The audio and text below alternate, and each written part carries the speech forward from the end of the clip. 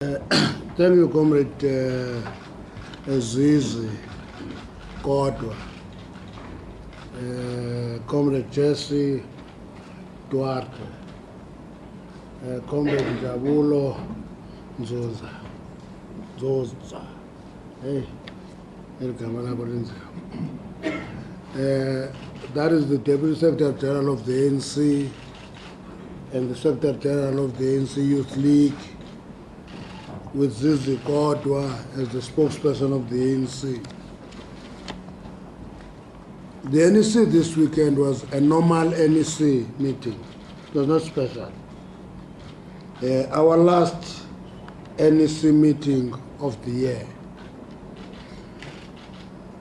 You'll recall that this NEC was scheduled for 3 days, Friday, Saturday, and Sunday. We took away Friday to engage the veterans of the ANC.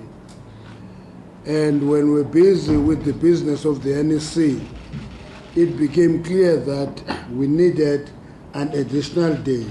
We extended the NEC to Monday. So it was scheduled for 3 days, cut to 2 days, ended up being 3 days. The NEC received the political report of the President, the report of the National Working Committee, and discussed, among many other things, the roadmap to the 54th National Conference of the ANC in December 2017. The NEC resolved to continue with and intensify its program of engagement with various sectors of society and structures of the ANC.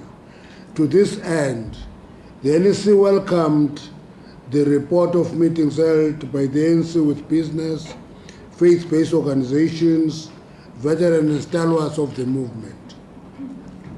In this engagement, we have encountered many different views, but the meetings with the churches and the veterans in particular, without exception, have advised us to work for the unity and cohesion of the movement as a critical element of our program of renewal, and have made a commitment to contribute towards finding solutions. Both the churches and the veterans made that commitment. And the encouragement they have given to us is that in whatever you do, invest sufficient time in unifying the African National Congress. In this engagement, the NEC further committed itself to accelerate the work in the progress to resolve problems created by the manipulation of candidate selection in the list for the local government. We further resolved to invest even more in unifying the ANC, driving a program that is underpinned by political education. You will recall that 2 weeks ago, we started that program where we are engaging structures of the ANC and sectors of society.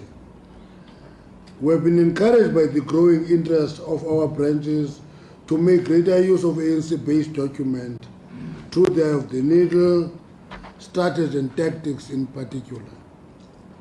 This assists to politically and ideologically anger members of the ANC.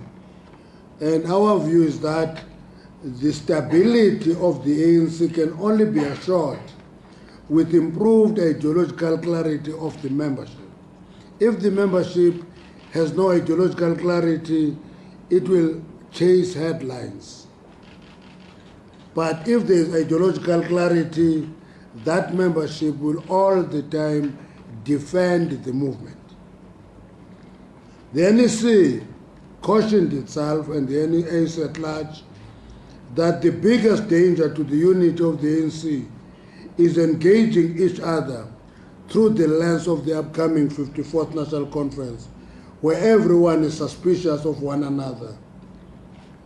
Now, everything you do, you're positioning yourself for the 54th National Conference, you do something else, you are plotting against the others because you want to position yourself for the 54th National Conference.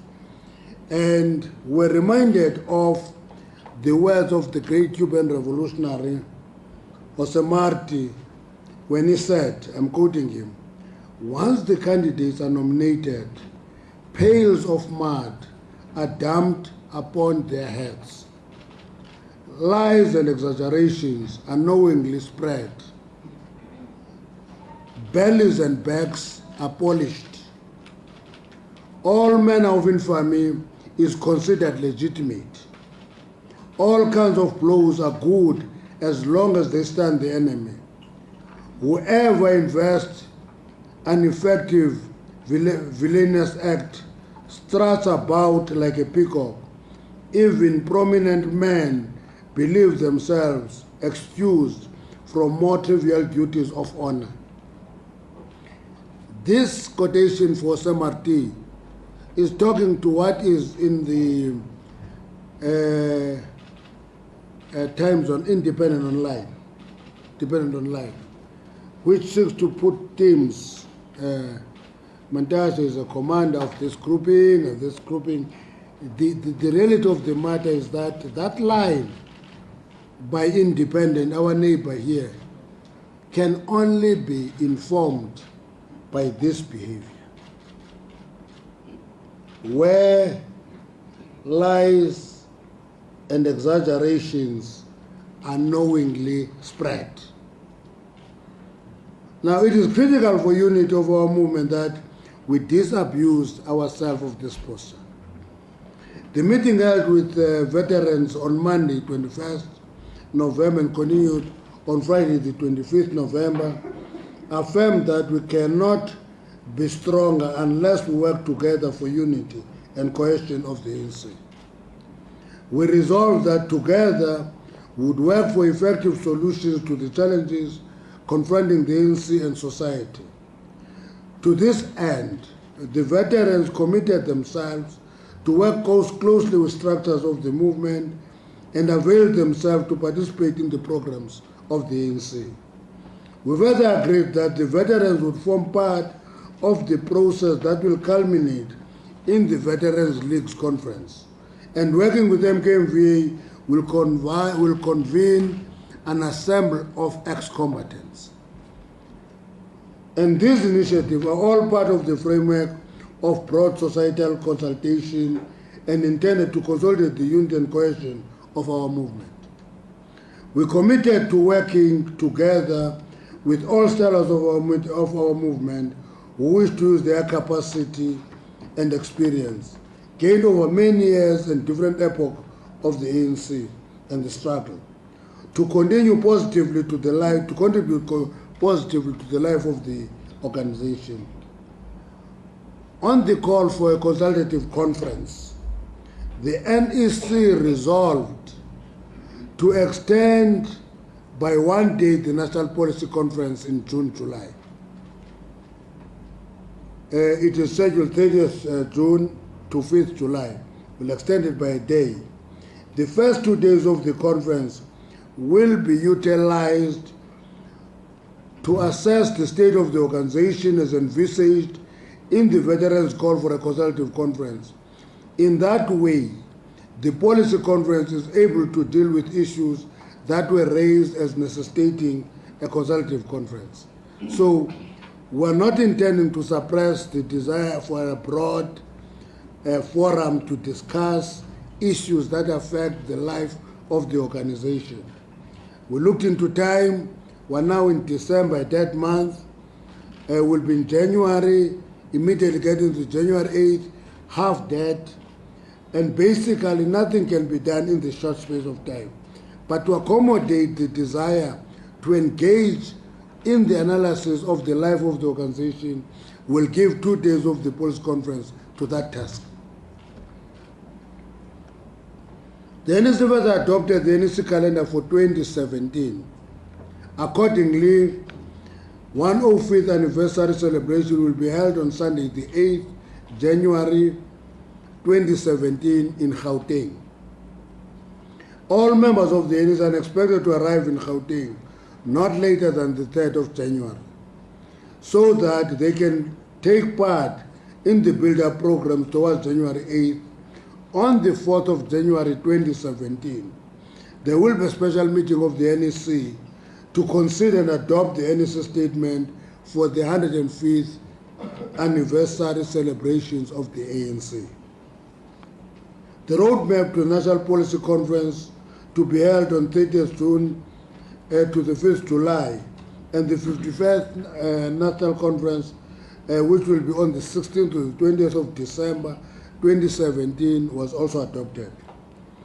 2017 further marks the centenary since the birth of Comrade Oliver Reginald Tambo, a dawn of unity and the ANC's longest-serving president. The ANC has committed itself to a rolling year-long program in celebrating this colossal icon of South African liberation struggle. The ANC congratulated Comrade Castro for being elected President of the United Cities and Local Government, UCLG. And the UCLG is a world body of local government with a membership from 148 countries constituted of more than 1,000 member cities in the world. His election is the recognition of the strategic importance of the contribution of South Africa Local Government Association, SALGA, in general, and Comrade Castro in particular, to global governance, having been affirmed by the resolution of Afri-City Summit and endorsed by the African Union, having noted the requirement for the continued presence of the UCLG. The NEC agreed to engage ANC deployees who are delegates to the SALGA conference in Sandton to support and confirm Comrade Castro as the chairperson of SALGA. I don't know if there's anybody who will remember that when we tried to put up Father Mkatra as the president, he was undercut because Africa was not united behind him. In this case, Castro went to UCLG as a candidate of South Africa, as a candidate of the continent, supported by the whole of Africa, and therefore elected president of UCLG. On economic policy, the ANC adopted the framework on turning South Africa into a construction site, with specific focus on the township and rural communities. The framework is intended to challenge the untenable and unsustainable situation of two world countries, which continues to define the South African landscape. It speaks to the design and implementation of a massive 10-year socio-economic infrastructure build program, focusing on township and rural areas, with meeting basic human needs as underlying perspective. This policy framework will be further deliberated and consolidated in the January 2017 Lekgotla. The NEC appreciated the commitment made by the President during the question and answer session in Parliament, where he reiterated that no child would be denied the right to access higher education at the start of the academic year as a result of financial factors. The NEC called on all stakeholders to continue the engagement to realize this very important commitment, even during this time of the recess. The NEC has repeatedly said that introspection and self-correction is a process, not an event. This NEC meeting placed at the center of its discussion a question of whether the National Democratic Revolution is still on track. This entails the extent to which the ANC is leading transformation to deal with political and socio-economic manifestation of apartheid colonialism. This also meant assessing how far we are in the task of nation building, which is the consolidation of a single collective South African nation, dispelling the narrow ethnic, tribal, and racial nations. The discussion was also guided by, among others, the principles for choosing the best cadres to lead transformation as outlined in Through the Eye of the Needle. During the course of these discussions, a call was made for the ANC President, Comrade Jacob Zuma, to consider stepping down as the President of the Republic of South Africa. The NEC decided, though that issue was neither in the report or the political overview of the President, to allow the debate without suppression. So that was debated openly, freely. Anybody was free to make any statement.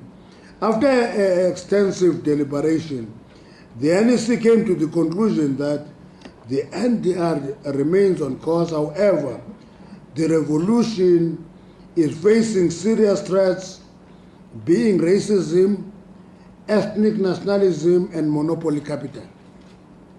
Ethnic tribalism is beginning to emerge and becoming emboldened, expressed in factions and certain unrest in society. We must defeat narrow ethnic and nationalism and all residual contradiction which form the basis of apartheid colonialism. On the call for the President to consider stepping down as the President of the Republic, the NEC took time to elaborate on what we have previously identified as negative narrative directed towards the President. That's how we captured it after the local government elections. So we allowed ourselves to discuss and said, no, let's allow this debate because in our diagnosis, there was this item. And this was time to actually unpack that item. The essence of the engagement and discussion is persuasion in order to arrive at a consensus. We read in all the newspapers the imminent voting and ballot and all that. NEC of the ANC has never voted on any issue. Members of the ANC of the NEC persuade one another to a point of consensus on every difficult, however difficult it can be. So following robust, honest and candid and time difficult discussion, the NEC did not support the call for the President to step down. In a number of publications, we saw numbers, so many for this, so many against, so many for this, so many against. Actually, that was an imagination of whoever wrote that. The reality of the matter is that this issue was debated openly, robustly, and as we said, sometimes very difficult for the members themselves. The NEC resolved it was more urgent to direct our energies as the ANC in its entirety to working towards unity of the movement. All members of the NEC had the opportunity to raise in the meeting the issues they feel are hurting the movement and the country. All these are very important and are being given due consideration by the NEC. In other words, comrades who raised issues in the debate, we're not going to push those issues under the carpet, we'll deal with them. The National Executive Committee, on behalf of the ANC, sent its sincere condolences to the Cuban people on the passing of the former president, leader of the Cuban Revolution, Commandant Fidel Castro. We express our immense gratitude for their selflessness and sacrifices during our liberation struggle, as well as their continuing support in the reconstruction and development of our country. After holding a moment of silence for Commandant Fidel Castro, the NEC adopted a special resolution in his honor, which is attached. It will be attached to the statement that is circulated. And I must also confirm that we had to agree that the president of the ANC and the Republic go to the funeral of Fidel Castro in Cuba. He's in Cuba now. Thank you very much.